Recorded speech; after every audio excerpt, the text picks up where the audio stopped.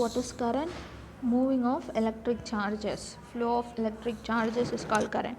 So there are two types of electric current. One is direct current and another one is alternating current. What is the simple meaning of direct current? So current moves in a straight line. I mean it does not vary with time. It does not vary with time. It moves in a straight path. That is called direct current. And alternating current, it varies with time. It varies with time is called alternating current. So we know that in electric circuits, so the positive charge moves from higher potential to lower potential, or electron moves from lower potential to higher potential. Electron moves from negative of the battery to the positive of the battery. And why we use battery? To maintain the potential difference between the ends to ends of the wire. So from this you can identify battery is a one source of DC current, and DC is due to unidirectional flow of electric charges. So what is DC current? Unidirectional flow of DC charges. And some other sources of DC current is solar cells, thermocouples.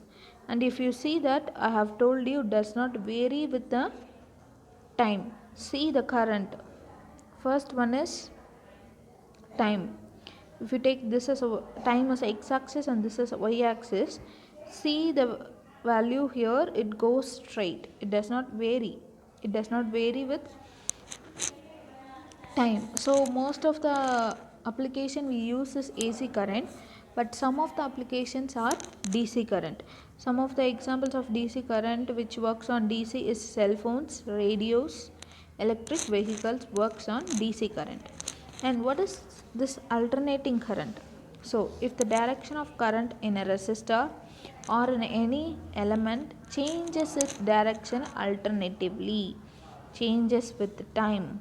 If you see the diagram, you can notice that before we have seen, see here it is straight, and see here it varies. It is like one cycle. It is a one complete cycle. Frequency is the number of complete cycle of vibration gone through the AC in 1 second. So in 1 second, see, this is one cycle. What I have shown is one upside and one down is called one cycle, one complete cycle. One upside and one downside is called one complete cycle. And this is called sinusoidal. If the wave forms like this, is called sinusoidal wave. Sine waves in simple terms is called sine waves. And what is frequency? Number of complete circuits in 1 second is called frequency. And in this AC current, electron do not flow in one direction. It does not move in one direction, it varies continuously. An electron move to and fro, that is called oscillation, from here to there. Best example, swing. That is swing. You know swing, no? That is to and fro motion. The same way electrons also move in to and fro motion in a wire carrying alternating current. If you see that, we can convert alternating current to direct current by using a apparatus called rectifier. But it is impossible to convert DC into AC, but it is possible to convert AC into DC by using a rectifier.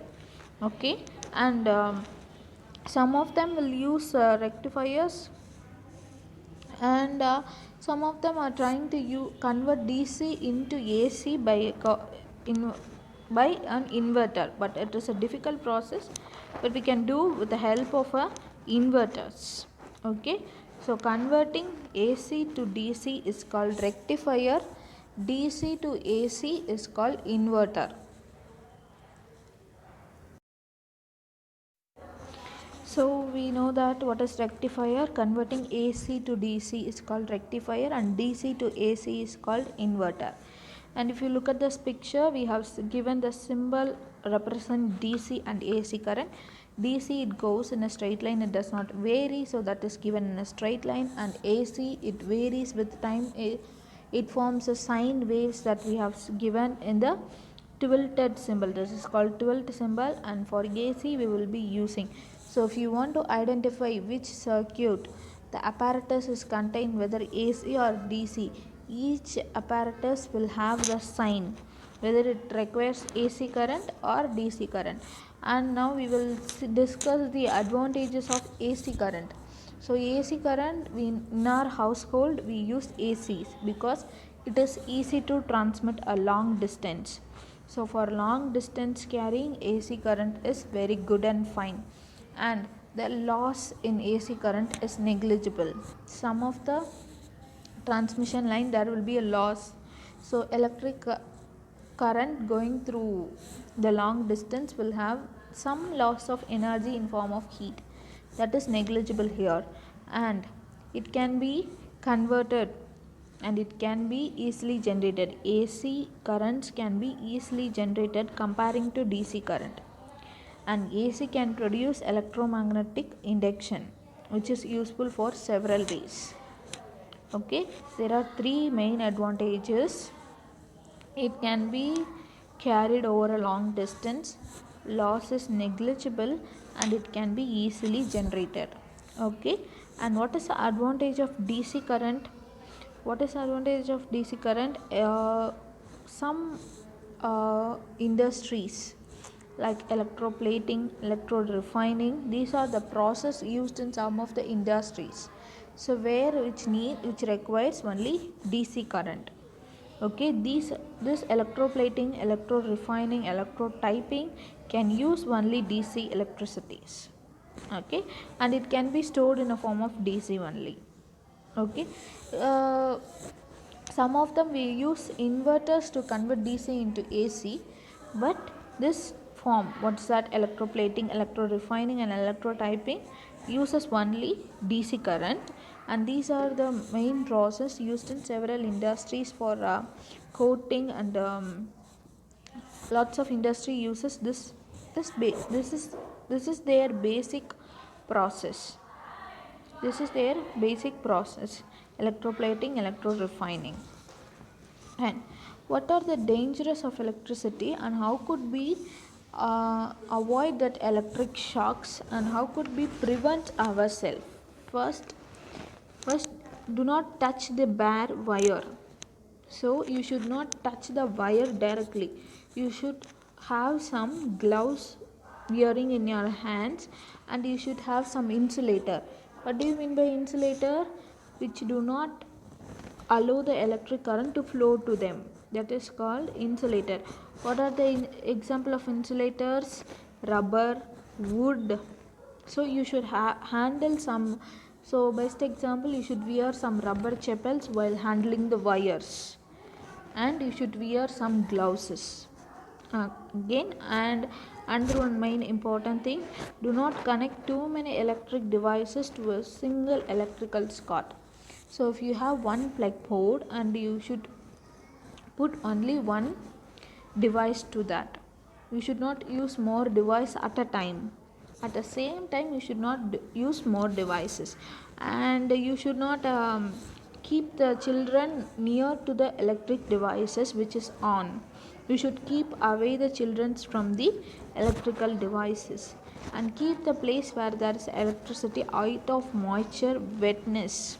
So you should not have some, what do you mean wet? It is water. So near water, or you should not keep what's that, if you, it is heavily raining, what's the first thing we will do it in our home? You should switch off the TV. Is it right? Am I right? So these are the precautions to be taken. Some of the precautions you should know before handling the electrical devices. First, you should wear gloves, you should wear rubber chapels, and you should not connect two or more devices in a single electrical slot, and you should keep the children away from the electrical devices and environment with moisture and dampness. So near the electrical circuit or electricity, we should not have some wetness, which leads to that leakage of electric current. And always use the electric appliances according to the power rating. Okay, you should know the what's a power rating.